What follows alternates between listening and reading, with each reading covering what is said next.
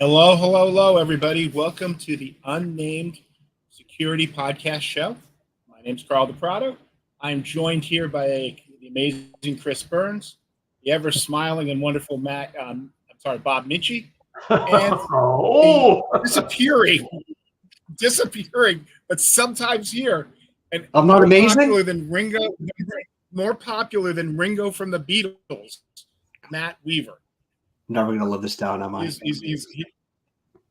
I would have said the sunburned Matt Weaver who matches his sweatshirt. I do. I feel like a red light or stop sign. I was a fan of Stan Lee's. He always liked to give hyperbole to everybody.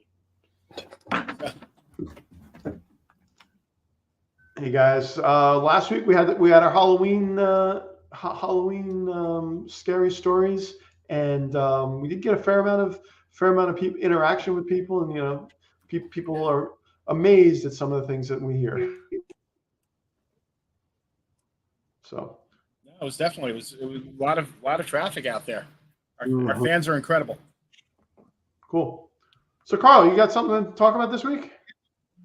Yeah, I really wanted to bring up something that was it was an article that was published in Krebs a couple weeks ago. I finally got a chance to read about it, and this would have been a perfect scary story.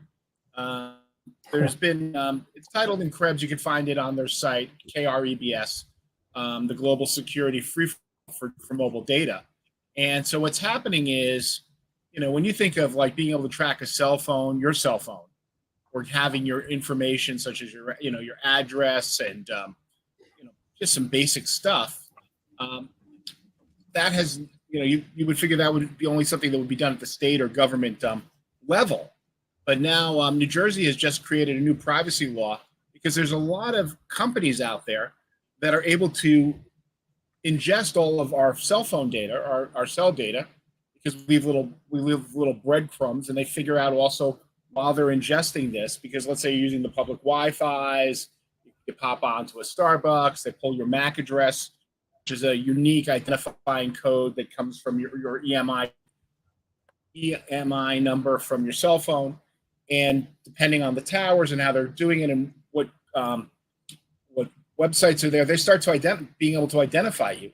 And so there are companies out there that they sell this just like data brokers. I don't know if this sounds familiar to anybody, as we talked about how wonderful data brokers are. But these guys are they suck in all of this data, and they can go right down to the individual. So much so that New Jersey has decided to create Daniel's Law. Which was named in honor of a 20-year-old Daniel Alfred, who was killed in a violent attack targeting a federal judge, his mother. They were able to. That one. It's brand new. I mean, I'm not getting a date yet. Okay. They're going after. When did they start? The law was passed in. So they're going after not just, there's another group, besides Babel, called Atlas, that invoked the law, that started the lawsuit. They were the ones who started the lawsuit against Babel. But they're able to pull in. I think what's very upsetting is, how much data they have as far as tracking individuals are concerned.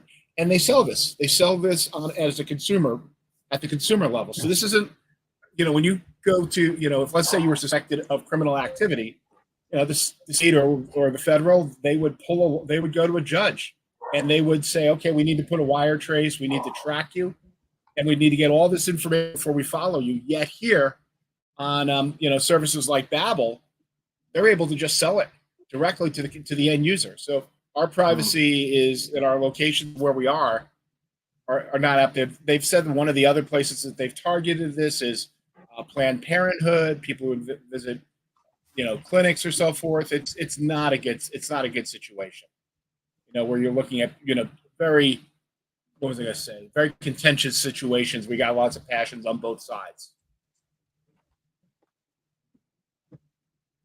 So it can be used nefariously in many ways. Yeah, it can be used nefariously, and people want their privacy for a variety of reasons.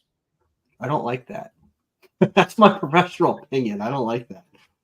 No, it's very upsetting.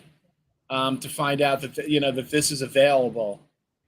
To Yeah, be so, bought so and Carl, sold. I'm skimming the article here, and it even looks like there's, the state police in Texas are actually spending money on developing a surveillance tool called Tangles. $5 million to recover this data. Is that Big Brother looking at us, or are they going to store that data, archive it, and then mine it? Who knows? You mean a third party that we have no control over doing something like that without any recourse? You're saying that they might actually store the data? Tangles is an AI-based platform, an AI-based web platform that scrapes information from open and deep and dark websites. Great. So without getting Excuse me, Bob. I just got to run over. I got to run over to the local store. I'm short of tinfoil for my hat, and I'm gonna need to make sure I got enough tinfoil to cover my head. What I think, without getting overly political about this kind of like I don't want to get political. Well, it brings up other problems though. There's laws being passed in certain states that want to track people whether they go across state lines to conduct certain activities. If they're able to compile that data and prove, like that article said, that you went across state lines, and they can put you at a certain location, they can get a warrant, and when you come back into the state, they can arrest you. Is that really where we want to go? And not in the slightest. yeah, and not only that, I mean, the government's been caught buying from data brokers, and part of it is there's a lot of like money behind it. But can we just come to a conclusion that the data brokers are just bad, and that the harm that they cause is actually far more than the benefit that they offer? I mean, at what point do we just kind of say, like, I don't know, I've been talking about this for a better part of a year, that data brokers shouldn't exist, period. And, yeah, well, you've had data breaches around the data brokers too. Yeah, I mean, you got MPD, which just exposed 100-some million people. Realistically, maybe 200 million people. Nobody really knows because there's like 3 billion records. But like at some point, we got to kind of come to grips that Congress has to make an act. Like, you can have individual states do it, but if they're only stopping data brokers in like individual states, it's got to be something that's a national bill. Mm-hmm. It's got to be something that's just done.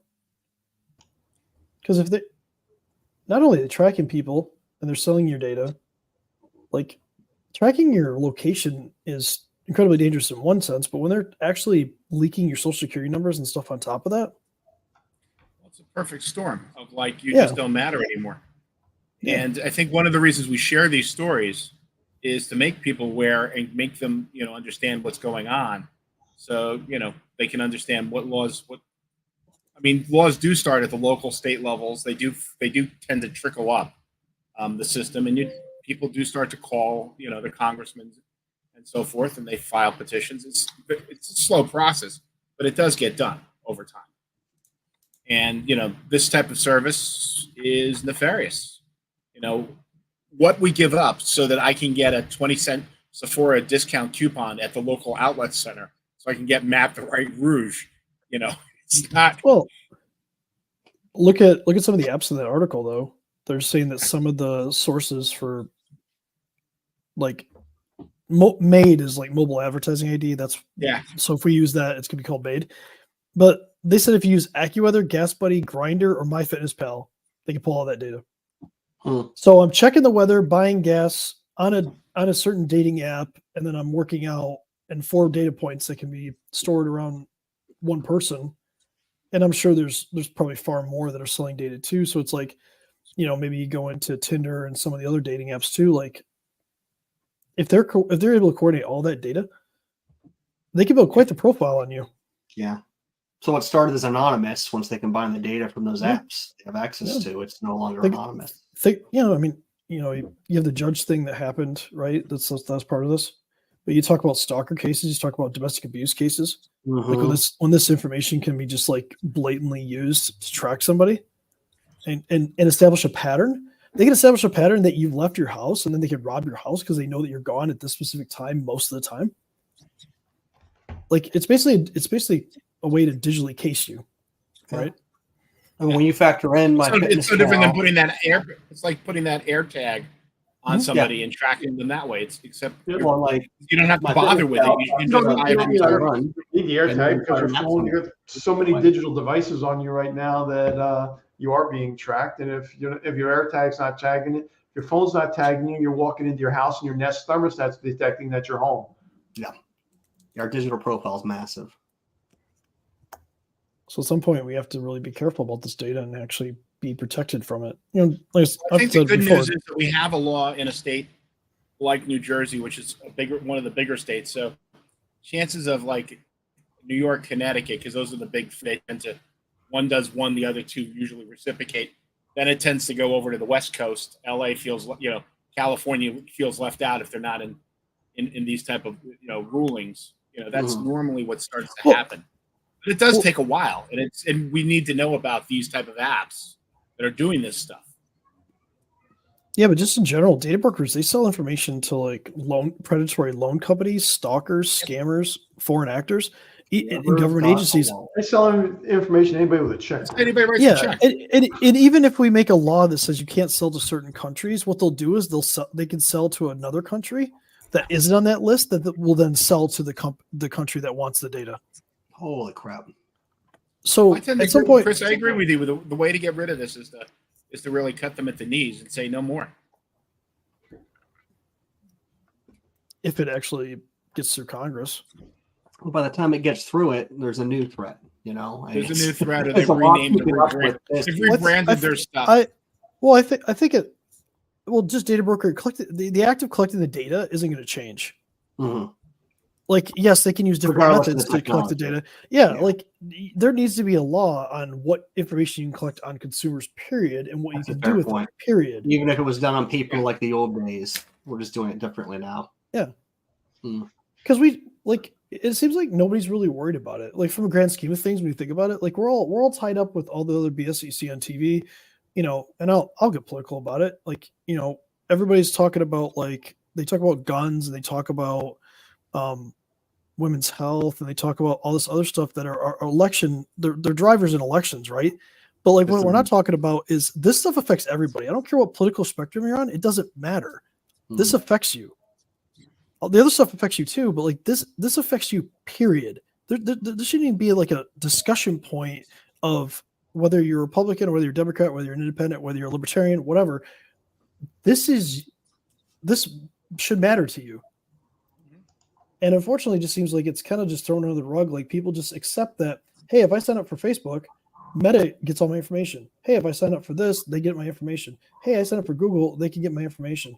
And then all these data brokers are allowed to just freely collect this information, sell it, and make a huge profit. And then we're left holding the bag when some of these shady ones get hacked and leak all our data. Mm-hmm. And there's no penalty to it. So starting tomorrow, I'm gonna open up a data broker. Uh-oh. Isn't there something else happening tomorrow? Well, Something important. I don't know. Yeah, nobody's gonna care. So that's why nobody's gonna care about the data broker. So I'm gonna establish my own data broker, because apparently there's a lot of money to be had here, and then I will take the money and I will donate it to good causes. I'm gonna be sitting out in the corner with a tin cup in my hand saying we'll work for data. Yeah. No, we'll be just like Steve. You can be just like Stephen Colbert and buy some old medical bills and then write them all off. Cool. There's also there's some other fun ones where but yeah. So I think the real thing is like really question, like, why is this not being taken care of? Why is there not a data privacy law in the United States right now? Maybe it's because the industry is $200 billion. More money, more money, more money. Congress has to act. So hopefully when we get through the craziness the next week and people come back in January, maybe we can start making a movement where people act and we get a data privacy law that we really need. Mm-hmm. And we'll still talk about it, because there's a lot of controversy here. The Department of Defense has purchased location data in the past, so the government has to stop doing it too. So there needs to be something that applies to everybody. So. Okay, sir. I think that's a wrap for this week. Yeah. And stay safe, everyone. And Vote. Vote for somebody. Make sure you vote, please. Absolutely. Even if it's a write-in.